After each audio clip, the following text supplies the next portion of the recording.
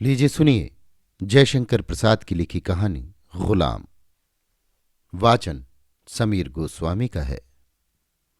फूल नहीं खिलते, बेले की कलियां मुरझाई जा रही हैं। समय में नीरद ने सींचा नहीं, किसी माली की भी दृष्टि उस ओर नहीं घूमी। अकाल में बिना खिले कुसुम कोरक म्लान होना ही चाहता है। अकस्मात डूबते सूर्य की पीली किरणों की आभा से चमकता हुआ एक बादल का टुकड़ा स्वर्ण वर्षा कर गया। परोपकारी पवन उन छींटों को ढकेल कर उन्हें एक कोरक पर लाद गया। भला इतना भार वो कैसे सह सकता है। सब ढुलक कर धरती पर गिर पड़े। कोरक भी कुछ हरा हो गया। यमुना के बीच धारा में एक छोटी पर बहुत ही सुंदर तरणी मंद पवन के सहारे धीरे धीरे बह रही है। सामने के महल से अनेक चंद्रमुख निकलकर उसे देख रहे हैं। चार कोमल सुंदरियां डाणे चला रही हैं और एक बैठी हुई सितारी बजा रही है। सामने एक भव्य पुरुष बैठा हुआ उसकी ओर निर्निमेष दृष्टि से देख रहा है। पाठक, ये प्रसिद्ध शाह आलम दिल्ली के बादशाह हैं। जल क्रीड़ा हो रही है। सांध सूर्य की लालिमा जीनत महल के अरुण मुखमंडल की शोभा और भी बढ़ा रही है। प्रणयी बादशाह उस आतप मंडित मुखारविंद की ओर सातृष्ण नयन से देख रहे हैं, जिस पर बार बार गर्व और लज्जा का दोबारा रंग चढ़ता उतरता है, और इसी कारण सितार का स्वर भी बहुत शीघ्र चढ़ता उतरता है। संगीत तार पर चढ़कर दौड़ता हुआ व्याकुल होकर घूम रहा है। क्षण भर भी विश्राम नहीं। जीनत के मुखमंडल पर श्वेत बिंदु झलकने लगे। बादशाह ने व्याकुल होकर कहा, बस करो प्यारी जीनत, बस करो।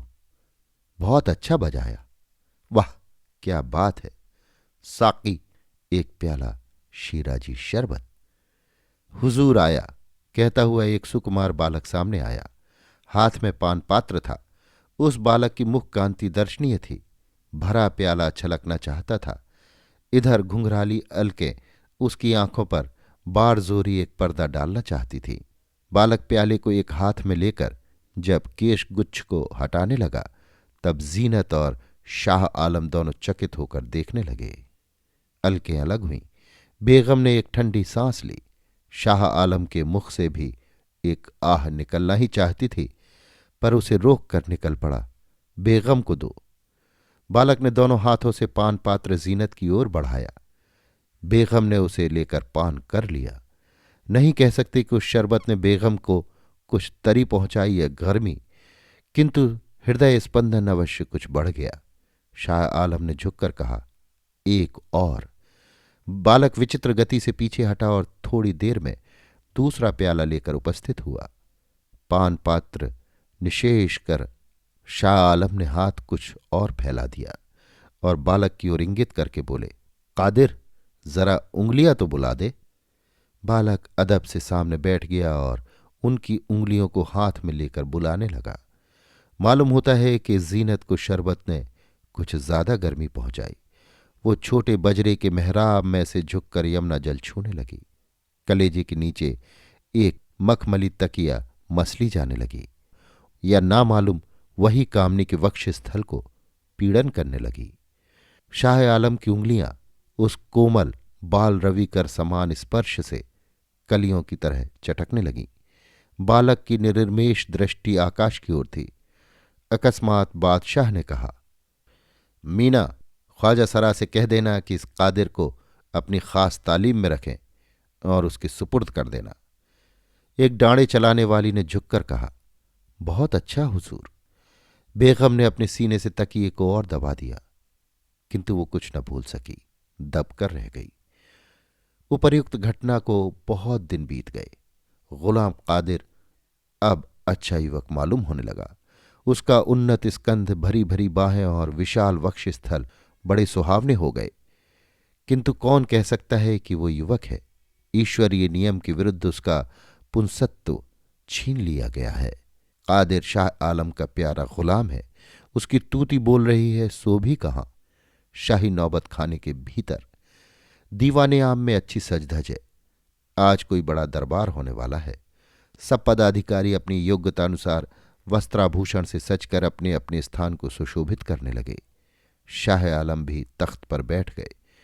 तुलादान होने के बाद बादशाह ने कुछ लोगों का मनसब बढ़ाया और कुछ को इनाम दिया। किसी को हरबे दिए गए, किसी की पदवी बढ़ाई गई, किसी की तनख्वाहें बढ़ी, किंतु बादशाह ये सब करके भी तृप्त नहीं दिखाई पड़ते। उनकी निगाहें किसी को खोज रही हैं। वे इशारा कर रही हैं कि उन्हीं से काम निकल जाए, रसना को बोलना न पड़े, किंतु करें क्या, वो हो नहीं सकता था। बादशाह ने एक तरफ देखकर कहा, गुलाम कादिर। कादिर अपने कमरे में कपड़े पहनकर तैयार है, केवल कमरबंद में एक जड़ाऊ दस्ते की कटार लगाना बाकी है, जिसे बादशाह ने उसे प्रसन्न होकर दिया है। कटार लगाकर एक बड़े दर्पण में मुंह देखने की लालसा से वो उस ओर बढ़ा। दर्पण के सामने खड़े होकर उसने देखा, अपरूप सौंदर्य किसका? अपना ही। सचमुच कादिर की दृष्टि अपनी आंखों पर से नहीं हटती। मुग्ध होकर वो अपना रूप देख रहा है। उसका पुरुषोचित सुंदर मुखमंडल तारुण सूर्य के आतप से आलोकित हो रहा है। दोनों भरे हुए कपोल प्रसन्नता से बार बार लाल हो आते हैं। आंखें हंस रही हैं। सृष्टि सुंदरतम होकर उसके सामने विकसित हो रही है। प्रहरी ने आकर कहा, जहां पनाह ने दरबार में याद किया है। कादिर चौंक उठा और उसका रंग उतर गया। वो सोचने लगा कि उसका रूप और तारुण्य कुछ भी नहीं है, किसी काम का नहीं। मनुष्य की सारी संपत्ति उससे जबरदस्ती छीन ली गई है। कादिर का जीवन भार हो उठा। निरभ्र गगन में पावस घन घिर उठे। उसका प्राण तिलमिला उठा और वो व्याकुल होकर चाहता था कि दर्पण फोड़ दे। क्षण भर में सारी प्रसन्नता मिट्टी में मिल गई। जीवन दुस्सह हो उठा। दांत आपस में घिस उठे और कटार भी कमर से बाहर निकलने लगी। कादिर कुछ शांत हुआ। कुछ सोचकर धीरे धीरे दरबार की ओर चला। बादशाह के सामने पहुंचकर यथोचित अभिवादन किया। शाह आलम। कादिर, इतनी देर तक कहाँ रहा? कादिर, जहां पनाह गुलाम की खता माफ हो। शाह आलम हंसते हुए, खता कैसी कादिर? कादिर जलकर, हुजूर देर हुई। शाह आलम, अच्छा, उसकी सजा दी जाएगी। कादिर अदब से, लेकिन हुजूर मेरी भी कुछ अर्ज है। बादशाह ने पूछा, क्या? कादिर ने कहा, मुझे यही सजा मिले कि मैं कुछ दिनों के लिए दहली से निकाल दिया जाऊं। शाह आलम ने कहा, सो तो बहुत बड़ी सजा है कादिर, ऐसा नहीं हो सकता। मैं तुम्हें कुछ इनाम देना चाहता हूं ताकि वो यादगार रहे और तुम फिर ऐसा कसूर न करो। कादिर ने हाथ बांधकर कहा, हुजूर, इनाम में मुझे छुट्टी ही मिल जाए ताकि कुछ दिनों तक मैं अपने बूढ़े बाप की खिदमत कर सकूं। शाह आलम चौंक कर, उसकी खिदमत के लिए मेरी दी हुई जागीर काफी है। सहारनपुर में उसकी आराम से गुजरती है। कादिर ने गिड़गिड़ा कर कहा, लेकिन जहां पनाह लड़का होकर मेरा भी कोई फर्ज है।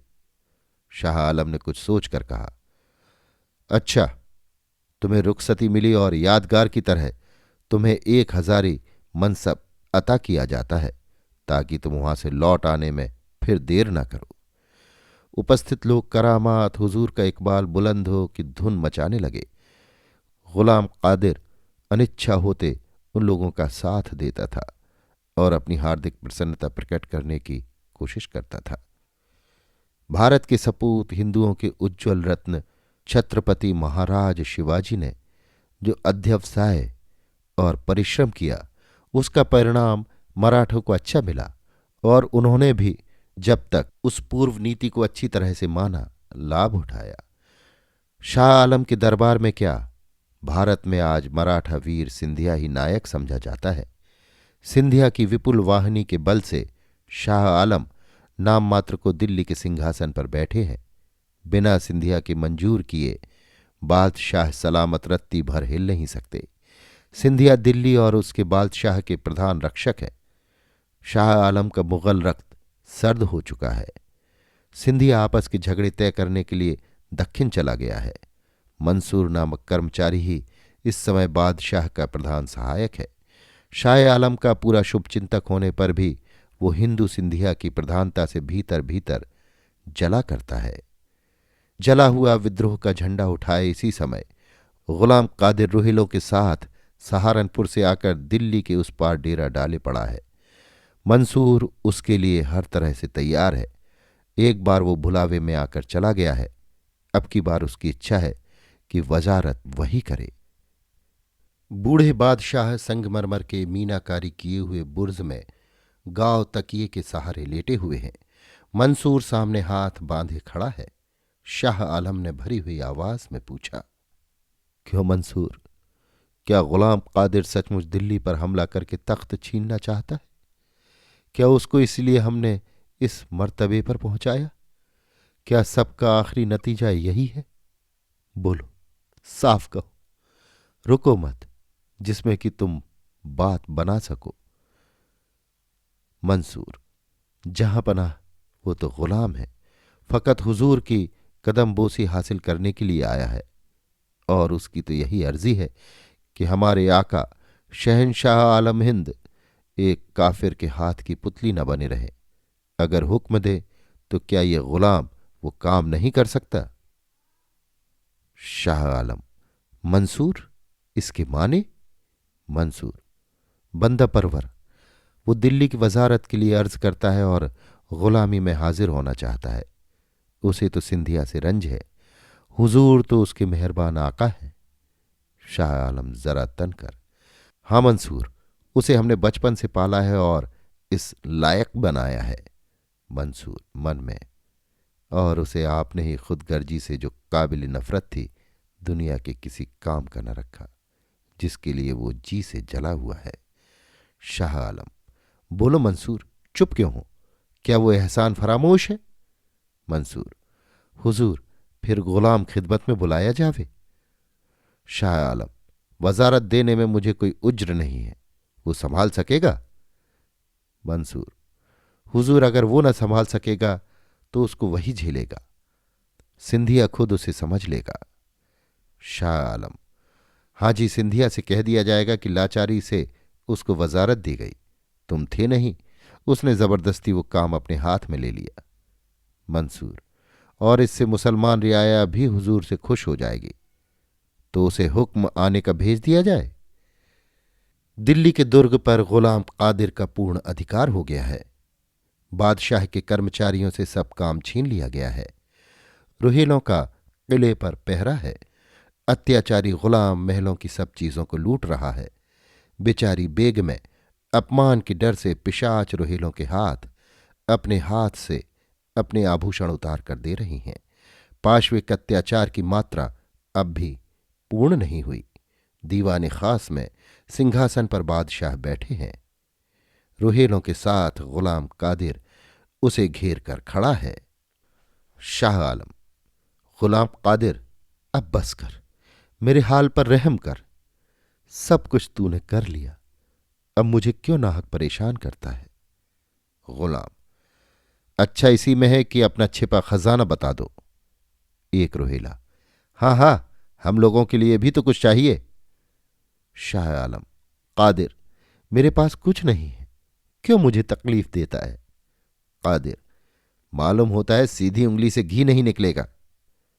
शाह आलम, मैंने तुझे इस लायक इसलिए बनाया कि तू मेरी इस तरह बेइज्जती करे?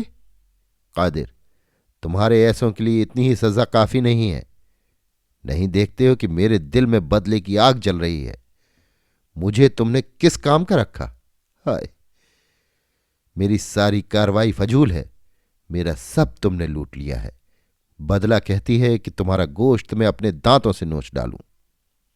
शाह आलम, बस कादिर, मैं अपनी खता कबूल करता हूं, उसे माफ कर, या तो अपने हाथों से मुझे कत्ल कर डाल, मगर इतनी बेइज्जती न कर। गुलाम, अच्छा, वो तो किया ही जाएगा, मगर खजाना कहाँ है? शाह आलम, कादिर, मेरे पास कुछ नहीं है। गुलाम, अच्छा, तो उतर आए तख्त से, देर न करें। शाह आलम, कादिर, मैं इसी पर बैठा हूं जिस पर बैठकर तुझे हुक्म दिया करता था। इसी जगह खंजर से मेरा काम तमाम कर दे, वही होगा। कहता हुआ नरपिशाच कादिर तख्त की ओर बढ़ा। बूढ़े बादशाह को तख्त से घसीट कर नीचे ले आया और उन्हें पटक कर छाती पर चढ़ बैठा। खंजर की नोक कलेजे पर रखकर कहने लगा, अब भी अपना खजाना बताओ तो जान सलामत बच जाएगी। शाह आलम गिड़गिड़ाकर कहने लगे कि ऐसी जिंदगी की जरूरत नहीं है, अब तू अपना खंजर कलेजे के पार कर। कादिर, लेकिन इससे क्या होगा? अगर तुम मर जाओगे तो मेरे कलेजे की आग किसे झुलसाएगी? इससे बेहतर है कि मुझसे जैसी चीज छीन ली गई है उसी तरह की कोई चीज तुम्हारी भी ली जाए। हां, इन्हीं आंखों से मेरी खूबसूरती देखकर तुमने मुझे दुनिया के किसी काम का न रखा। लो, मैं तुम्हारी आंखें निकालता हूं, जिससे मेरा कलेजा कुछ ठंडा होगा। इतना कह कादिर ने कटार से शाह आलम की दोनों आंखें निकाल ली। रोशनी की जगह उन गड्ढों से रक्त के फुहारे निकलने लगे। निकली हुई आंखों को कादिर की आंखें प्रसन्नता से देखने लगीं। अभी आप सुन रहे थे जयशंकर प्रसाद की लिखी कहानी गुलाम। वाचन समीर गोस्वामी का था।